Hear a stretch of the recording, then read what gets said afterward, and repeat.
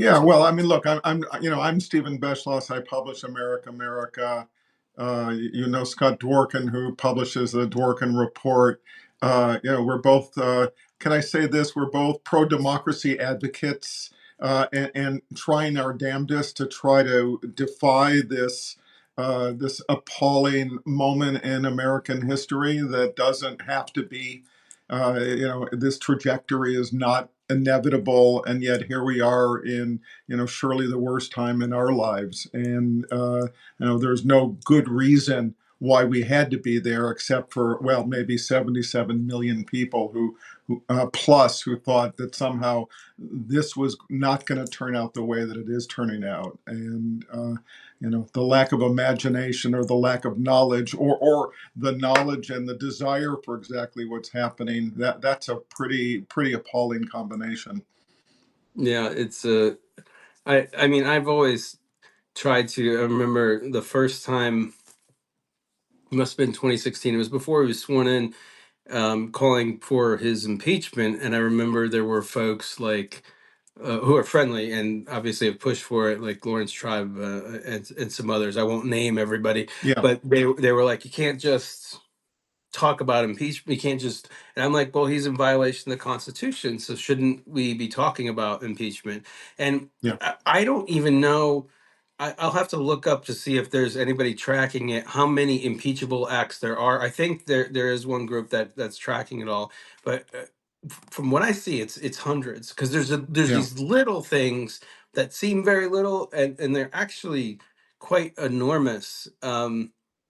Just like, I mean, we talk about some of the stuff, just like his meme coin 2 days before, profiting off the presidency, and he was still making money after he was sworn in off of this just fake sort of digital currency. So it just didn't. There's so many scandals like that that seem little that would yeah, end someone else's presidency, yeah, and I don't get why that's not talked. You have Lisa Murkowski, who some people were saying, "Oh, she's brave, she's brave." Like I can tell you, uh, I probably get, at least I used to, as many threats as she would get, maybe more, because it's mm, not a felony right out to threaten me. No ideas given to anybody, but she said that she was scared, and I'm like, if you are fearful of the administration, your job as a senator is to do something. Like, right, you're literally there. Like, yeah, leave, get out. Like, if you're scared of this administration and you're scared of Trump, get out of the way, man. Like, don't say, oh, I'm scared. Like, then say he should be impeached and removed. It is not hard. Like, this yeah. this is not something like, y'all still would have JD Vance, who is terrible and whatnot, but it wouldn't be the Trump cancer. And so, anyways, I Yeah, digress. yeah. I mean, it's interesting. These days I'm not very convinced that a lot of the usual approaches to responding to this, fascist regime are available to us. I mean, I think it's obvious, surely as long as there's a GOP-led Congress, that, impeachment is essentially off the table. I don't know if Right. that changes in 2 years if the majority shifts. I think it's probably still off the table in terms of dealing with these people. I think, I mean, I think my concern is that there remains this normalcy bias, right? There's this idea that, well, it's not that bad. We can figure it out. We can use the usual tools of government to fix this problem. And that goes back, look, it goes back to 2015, frankly. It goes back to all the first term, into the second term, this sort of notion that, well, it's not really a catastrophe, or the danger is really not as significant as we might think it could be. And, I'm curious of whether, you think that there are enough Democrats, pro-democracy people who may have finally grasped that we're in this level of an emergency that does call for different kinds of responses. And I think we're going to get to talking about like collective action and other ways to disrupt. I thought, Cory Booker, taking 25 hours and 4 minutes, I think it was, to take over the Senate. That was that was a good thing. I thought it was great. In the last days, you had, Senator Van Hollen going to El Salvador and just saying, I'm not going to sit around waiting for these people to sort this out. I'm going to go there and try to, confirm as he did that Abrego Garcia is at least alive, and kind of go from there. And so, it strikes me, if I can jump ahead to talk about you for a second, it strikes me that you've been pretty good at trying to find ways to be optimistic in this period, frankly, and on days that I'm struggling to do it. So I'm wondering how hard a lift that is. It can prove to be difficult on some days. The key with our reporting is that we're not hiding from the horribleness, right? Mm, So mm, it is the reactivity to that horrible act. And so we present, okay, so this happened to Garcia, right? And yeah, but the good news is Van Hollen nailed a meeting, he's alive, like this is positive stuff. But it doesn't hide the fact that he was taken in the first place. He shouldn't have right, been there. But the court decisions on top of that.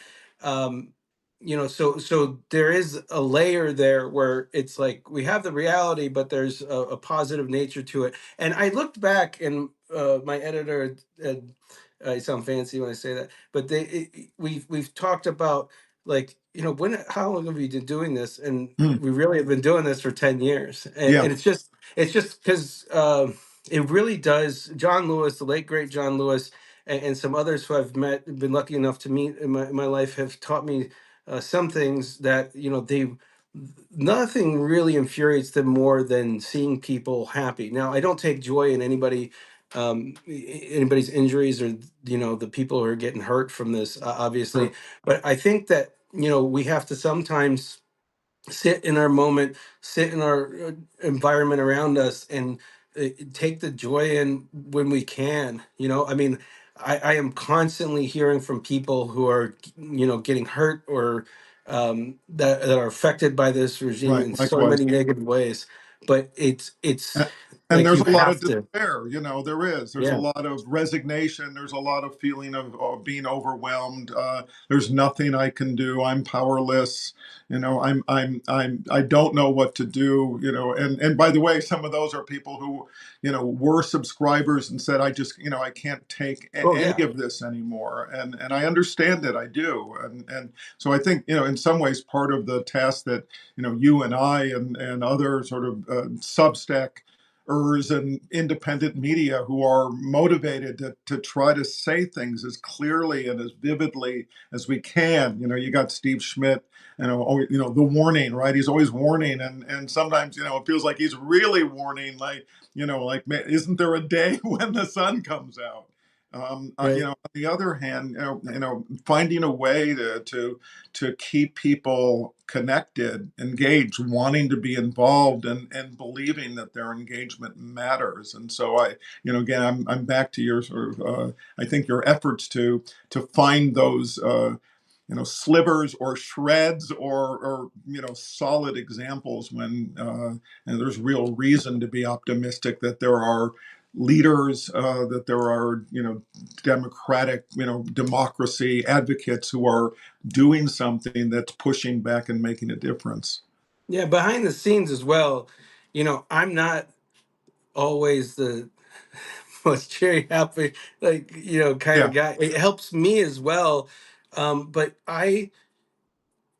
with lack of any better words, I'm going to say that because I'm sure that somebody would cut this and try and, I laid into people, um, about, it was the night after the election, or no, the night of the election, and we decided we have to move full force against this incoming administration. If he wins and it's confirmed and everything, so we dove right into the work because we knew how terrible it was going to yeah, be. Um, but you know, the one thing about Democrats is it took a second for them to get their feet back on the ground or reestablish themselves as who's the leader, who's not. They had new leadership come in. I'm not going to make excuses for them. I don't work for the party. yeah, Uh, I don't. I don't respond to them. I don't again. I'm not an operative for them. I don't work with campaigns anymore or anything like that. Um, so I've had the free. Uh, I've been able to say my piece, and I said this during the campaign, like, you know, own what you're own the progressive stance that you have, own it, and then talk about in generic terms how it benefits everybody. And I think that there's a lot of messengers, some that Yeah. do not have a widespread audience yet, but will. And there's a bigger bench on the Democratic side of things, but as this new media revolution forms with Midas and you and others within the space, and there's more financing around that and more people listening to that. I mean, just with my daily newsletter gets more reads than most regional newspapers in the Yeah. United States. Sure. And so it's Those it's that have really survived.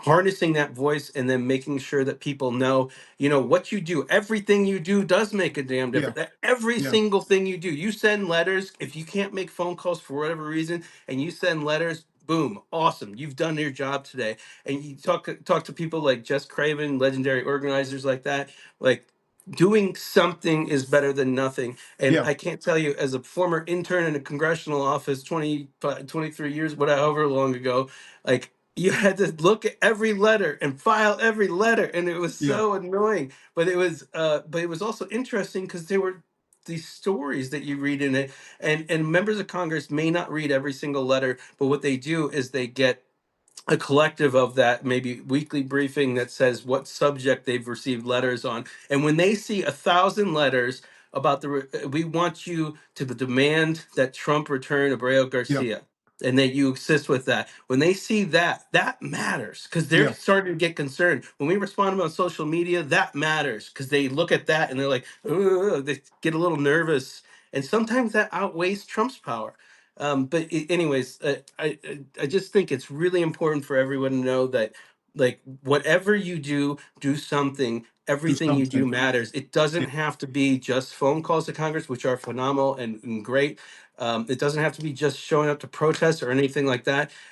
It just Although do what you 12 can. million, we need 12 million people in the streets, right? That's the Erica Chenoweth, Harvard researcher who studied, political change and how that's happened in lots of Right. different places around the world. And she's determined, she sort of found that if you have 3.5% of the population, that's sort of Mhm. sufficient to create the drive to be able to define what redress looks like, to define sort of goals, and to stand up against governments. And in the American Mhm. case, that's 12 million people. So, so I mean, I don't think we're there yet. I think we've started to see these things. We saw it on April 5th. I mean, there's going to be another protest that'll happen tomorrow on Mhm. April 19th.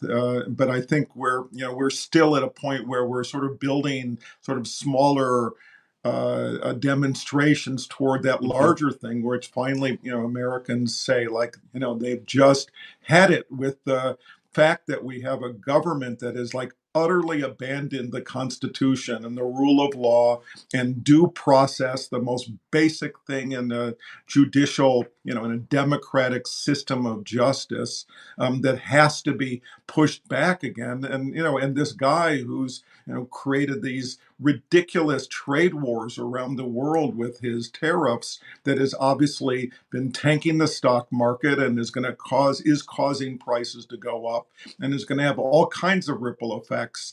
The attacks on universities, the attacks on students who have come from other countries. There are over 1 million foreign students that are in the United States every year. How many of those people are going to stay? How Yeah. many of those people are going to come? The Yeah. United States gets many tens of millions of foreign visitors every year, who spend billions of dollars. How many of those people feel safe to come to this country right now? And so, he's created this climate of a government, in my view, that reminds me of what a lot of my friends have told me over the years about, living in communist East Europe. and feeling on a a daily basis that the government was against them. The government was not only not there to serve them, the government was there to harm them if they could. And so everyone had to walk around with a level of paranoia about how endangered they were every time they went outside. I spent a lot of time in Russia right after the collapse of the Soviet Union and in the Soviet Union in those years, and I saw what was going on. I saw like how it affected the minds of people and how much it meant when they had that period when they were freed from that and where they felt like they could actually say what they thought and do what they wanted openly in the streets, in society, out in public. And we're in this despicable moment where we can see that there are people who are in power who are destroying, dismantling the whole thing that's been built over 240, let me do it, 248, 249 years. And so this is a moment, I think, where I'm hoping that people do feel the urgency, whether it's sending a letter or whether it's being kind to their neighbor or whether it's going to the street or participating in a national strike or whatever the choices may be sort of going forward, but to grasp that we're in this moment of a tyrant who is interested in exploiting the ruins of public liberty, as George Washington said, looking at exactly this kind of a situation in his farewell address in 1796. And we're here. There was a subscriber that had wanted me to ask before this, had mentioned, and you brought it up there. I've worked alongside unions for decades now, Mm, and the pleasure of working with Bernie a long time ago, not with his campaign, but via the Progressive Caucus. Um, is there a certain sort of I'll give an example. Is there a certain sort of catalyst that can lead to a national strike? A national strike being, I assume, would be the demand for not just action, but for him probably to be removed from office. I would assume, but it yeah, could be like you have to bring so and so back or do yeah, X, Y, and Z. Now, the best example I can think of off the top of my head is we had planned for a bunch of protests during his first term, and one that we did not plan, that was the day that Mueller was, it leaked out that he was going to try and fire him. yeah, And tons of people filled Times Square, like cities all over the country against that. And that was like the really the moment that I was like, okay, we have something, because he didn't obviously fire him, and it didn't work out in the way that we needed it to. yeah. But it still was progress. Do you think that there's a moment like that could probably provoke where it's just you know, beyond, maybe it's firing Jerome Powell, or trying to, or working out a way to do Mm, that, and the mm, market's really sick. yeah. Like, is there I is don't there think it's kind of that. something that could be, yeah, is there something that could come up that could drive a national strike that would try and push him out of office? Well, I You mean, know? I think there's two things that come to my mind. One is if the Musk and the removal of Musk has to be on the list as well. I mean, Trump, Musk, maybe Vance as well. And it strikes Mhm. me that the efforts that they're now involved in to try to undermine social security. I think if we get to a point where millions and millions of people, what is it, over 60, 70 million people rely on social security now, if Mhm. those checks Mhm. stop coming because they've screwed up the system, that strikes me as one of those moments where you've got a large population that is feeling very directly and essentially in unison, feeling directly the pain that they've caused to a system that has been functioning and functioning ultimately effectively for a very long time. So that's one of those things. The other thing is, I mean, it's interesting that the case with Abrego Garcia has created the kind of fervor that it has, and I'm happy about that. And I think it's whatever you feel about immigration and failed policies there and all of that. I think people get it at a human level that there's something fundamentally wrong about a government that is illegally kidnapping people, taking them hostage, and then moving them to a foreign gulag, moving them to a heinous, torture-filled prison in El Salvador, and Mhm. then claiming there's nothing they can do about it. I mean, where's the step from there to now doing the same thing with American citizens? And I think if that starts, and I think we have to keep our eyes on it. If that starts, I think that's also going to be one of those things where people say, "Oh, fine, that's now it's too much. Now it's too much. This is this is a red line, a threshold that can't be crossed." So I'm not, I'm not hoping it happens, to say the least. But I think either of those sort of represent the kind of moments that I believe that many, many, many millions of people, and more than those who participated so far, will feel motivated by. Yeah, and there are plans in place. I know that some progressives that are leaders in the space, if they were what they call it now, disappeared or whatnot, there are Yeah, plans in place for an immediate reaction and what the plan would be. That's how real it is for people, yeah, just to make sure that people are aware of that. I mean, like it is very like people have gone over plans in regards to how to get to where yeah. if they are told that they're going to come after them or even when I was investigating Putin and Trump in 2016 into 2018, there were times where even the Russian government, sends out tweets and with a little wink of like, keep on calling Trump Putin's puppet from the Mm, Russian embassy in the UK. And that triggered more threats against me, and they were yeah, viable. And you're like, the people who were working as security consultants were like, we got to get you out of here. Like yeah, it was that, and then now I lived close to the capital at that point, so it made sense to get out of DC, and being what they called a soft target. These are real threats that people have to worry about. Every time that he would call back in the day during his first term early on, every time he would say Russia Gate's a hoax. Now I never talked about collusion. I never talked about anything like that. I talked about his Russian business ties, and he switched the subject. Um, and so every time he would do that, there'd be more threats that came out. And so there's always that correlative. I'm like, there has to be more against Swalwell and Liu and Pelosi and yeah, people, especially in Democratic leadership. But it's become so sick and yeah. demented that it's a way of life and operating. Is there a way that you think we can maybe reset these sort of boundaries where it's not, you know, death threats because someone's purely investigating someone else for their corruption, and it's not even, it's not even questioned whether or not those business relationships exist or hundreds of millions of dollars have come in through his communities and his properties from Russia directly. Like he doesn't even Yeah, contest any of that. And I think we were close to $1 billion at one point, but I don't want to push the envelope too far. But these are real things, yeah, and they're masters of manipulation. So what I wanted to connect the dots to, that I wanted to ask you about.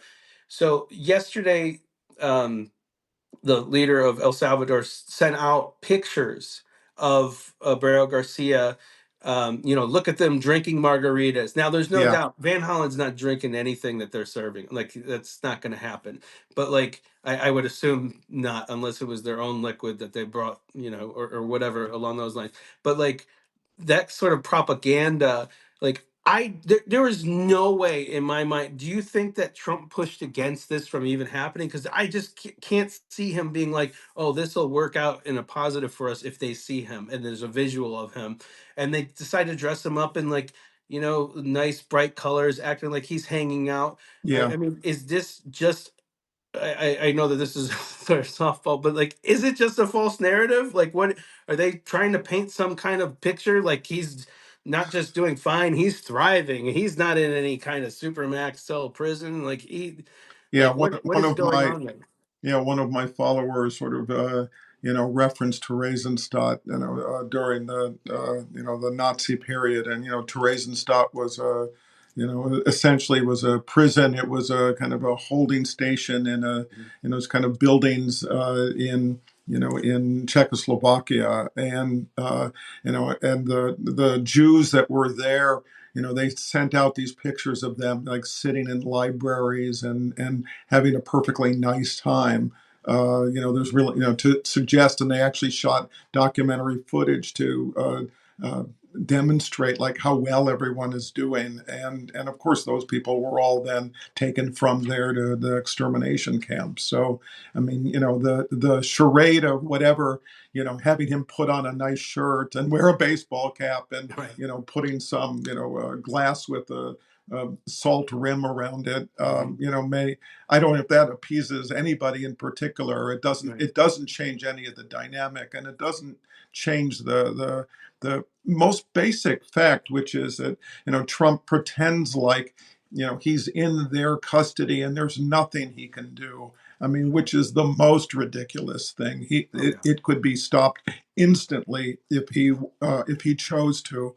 But he wants this. I mean, he wants this, and he wants to increase fear. He wants to convince people that there's nothing that they can do. He wants to normalize this kind of behavior. He wants to set this sort of pattern that people get accustomed to this sort of thing. Start with this pretend that all these people are violent criminals when there's no evidence that indicates that they are, in fact. And we know that there are cases of people who happen to have a tattoo that were suddenly swept up as part of this. So it's not even just Abrego Garcia. Hmm. But the point is, I think there's a I mean, Trump is deranged. I think he's mentally ill. I think he's mentally ill in a variety of ways of sociopathy and psychopathy and malignant narcissism and all of that. But boy, this time we're seeing from January 20th to now this method and this accelerated effort to undermine, the rule of law and the expectations that the public has about the role of government. And there's a method here.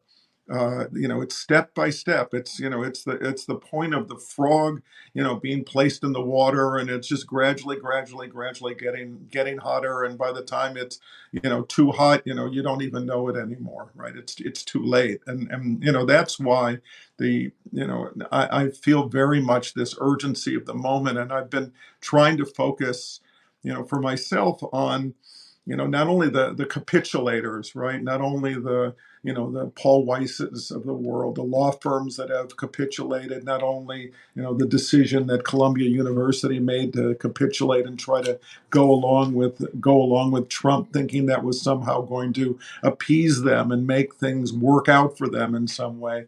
And now we're seeing it doesn't. There's nothing you can do that's going to be enough with this guy. Right. He's going to take and he's going to take and he's going to take, which is why, the act of Harvard to defy him, this week is so profound, I think, because it starts to give encouragement for others. They may not have $52 billion in their endowments, but to realize that, it doesn't help to surrender, to capitulate to him, that you have to be able and be willing to stand up, and take it. And look, I mean, in the last days, again, this problem of, turning the government into a punisher, not there to make lives better, but to harm people in the most specific ways, and that includes, taking an institution like Harvard that has had significant effect, not only in terms of educating, but in terms of research and, finding solutions to diseases and all of that. And they're now trying, as a response to their defiance, they're trying to find ways to break them. Now saying they're going to take away their tax exempt status. Today saying that they're going to demand all the records of any foreign donations and the records of all the foreign students and scholars and researchers that have been at Harvard over the last decade. I mean, all of this is just to try to find a way to break them. And I'm back to our original point about optimism. We need to spotlight those examples where people are standing up. And we have to look at what they face and recognize that more than anything else, it's our solidarity that with each other, law firms that stand with other law firms, schools that stand with other schools. The Big Ten has set up this academic alliance now, this pact for their 18 universities to essentially be a version of NATO, that harm to one is harm to all. I think this is what we're at right now, which is individuals in their neighborhoods, individual law firms or individual companies or individual universities, looking at where are my allies, and building new alliances. Yeah, and the there's a fun game I like to play. So for 1 second, I guess. Please. Here we go. So there was a time when Biden wanted to push for the removal of the tax status of Liberty University, and he also ordered the DOJ to prosecute Trump. And he also, I mean, the list can go on and on. And what I like to do is I like to replace it with Biden. So basically, Mm, these are things that Trump is doing, right? yeah. Trump's retaliating against Harvard. Somebody will use that for misinformation. They'll cut that little clip and post it somewhere, but I'm fine with that. But Mhm. it's fun to talk to family members or friends who are maybe MAGA light, if you want to call it Mm, that, and say like, can you believe when Biden did X, Y, Z, and it's something that Trump is doing right now? mm, And they nod their head, and I'm like, and then you go over the details with them, and then you say that is Donald Trump. Biden never did anything like that. Like you would have lost your mind if it was Liberty University. Like, right. don't you think? I mean, I'm not going to support anyone who runs for president or even any office if they aren't talking about people being held accountable for Yeah. their actions. Anybody Yeah. who's not pardoned or whatever, and even removing pardon power from like things, we can't ever have this happen again. And somebody's got to get in there that makes sure that this never happens again. That Yeah. they have to take power away from the president. Like this can never happen again. So I don't know exactly what it will take, but like people are going to have to pay a price for this. This is when they say illegal acts. I know it drives my subscribers nuts because they say like this court says they illegally did this, they illegally did that. Like I'm never going to forget about that. Like Yeah. I am Yeah. still chasing people that have did something in 2017. Like I never forget, and I Yeah. have a list. I'll be. They're not an enemies list. It's people who've committed crimes list. But don't you May you think that have an it's elephantine memory. It's yeah, yeah. we need that. Don't you think that there's going to be what's the safest way so that I don't get in trouble? Don't you think there's going to be a moment where, like, is it ever going to be enough for them to just? Can they just stop? Can they just realize that? I mean, like, it just seems like you're right. Bandy Lee, Doctor Lee from I think she's at Yale still. I can't remember. But she I've talked to her several times about how he is a sociopath of nature or whatnot. I talked to Mary Trump about it. Same thing, sociopath. Right. Um, I remember when, just as an example, I reported on the first American death from COVID, and then the White House's response was that that's not on a cruise ship. That's not in America. Mhm. But it was an American on the cruise, and I'm like, but you kept it in international waters so that it wouldn't count as a like these are the kind of things that they do, and they're like, ha, gotcha. You're forcing me to go back and rethink and relitigate all of the things that are insane, that should have happened and didn't happen. Including the fact that let's be clear. January 6th was an end point Yeah. The person who incited that deadly insurrection should never have stepped near the levers of power again.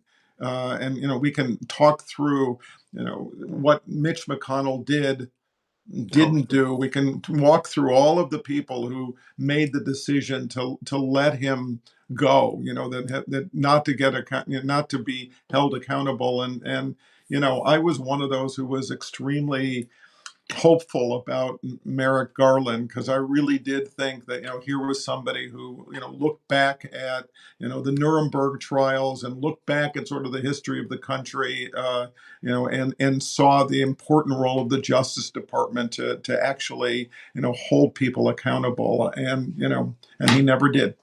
He never did. He said from the beginning that they would do their investigations and they would pursue the leads wherever they go, right up, at every level, he said. And it never got there. And in the meantime, you have a Supreme Court that has given this criminal, this malignant individual, near total immunity. So I mean, it's painful to go back because I was like so many people who said, at the time of the election, the only way you begin to repair and really make change is if Donald Trump and that whole movement, loses, not just like loses by a little bit, but loses by a lot, where people mhm. start to understand what it really is, which is to say a losing proposition, and now here we are, where we're back where they're in power. And look, I know that they're a minority. They remain a minority, but they're holding the power.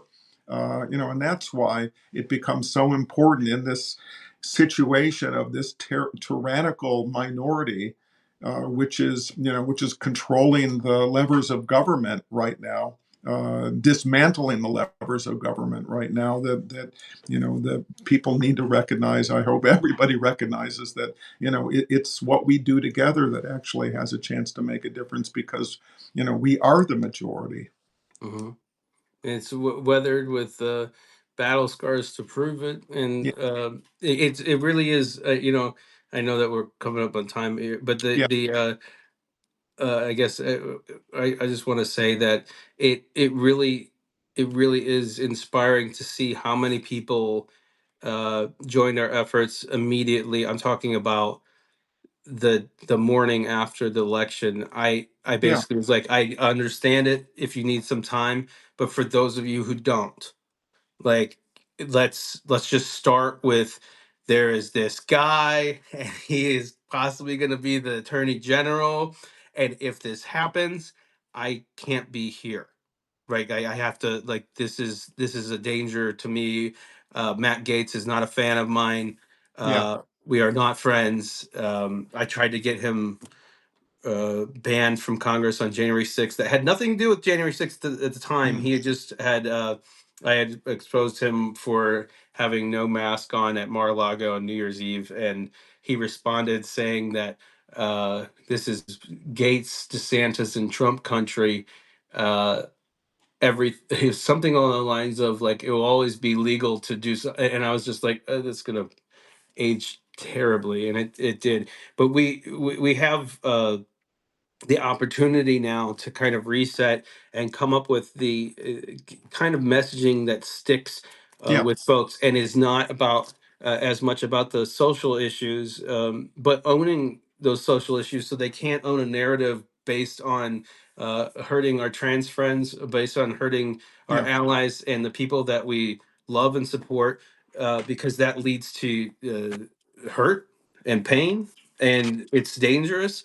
And so there may be some rocky times ahead, but I am inspired by everybody that's part of the movement, everybody that is protesting, everyone that calls, that writes letters, that meets with their member of Congress, that goes to the town halls, that keeps on going. People need breaks, take it. People need to go walk in the forest, do it. But overall, a vast majority of the people who were there on election day are still here, and yeah, it is just like they got up, and it was just like, what can I do now? Sometimes people are like, this isn't enough, this is like, trust me, I get it, but like It's not. this It's is what not. It's we've not got. enough. More needs to be done. That's. They're right. I mean, that's the. And look, it is one day at a time. We can't do all of Mhm. this simultaneously. I mean, we can't. But I'm thinking a lot about these last days about JB Pritzker's comment, which was at a human rights campaign dinner. I'm going to read the quote because I think it's important for people to have this kind of burned into their head, which is this. And he was talking particularly about sort of supporting the LGBTQ plus community, but I think the point resonates a lot more widely, which is this: bending to the whims of a bully will not end his cruelty; it will only embolden him. The response to authoritarianism is an acquiescence. Bullies respond to one thing and only one thing only: a punch in the face. Now I'm not urging everyone to go out and start punching people in the face, but take it and as a proverbial punch in the face, which is that this is not time for frankly bipartisan cooperation, trying to find ways to get along. This is about courage versus cowardice. This is about authoritarianism versus sort of the survival of democracy. I hesitate to say sort of good and evil, but it starts to look more and more like it breaks down like that. A government that's interested in making lives better, and a government that is interested in punishing and doing us all harm. The survival of 250 years of the democratic experiment, or the end of it and the ultimate takeover by a tyrannical despot. And I think we have to also remember what we're dealing with, which is, as much as it's Trump, and it's Trump, it is Trump. He's the gangster that's created this environment. He's the one who's created increasingly America as a pariah state.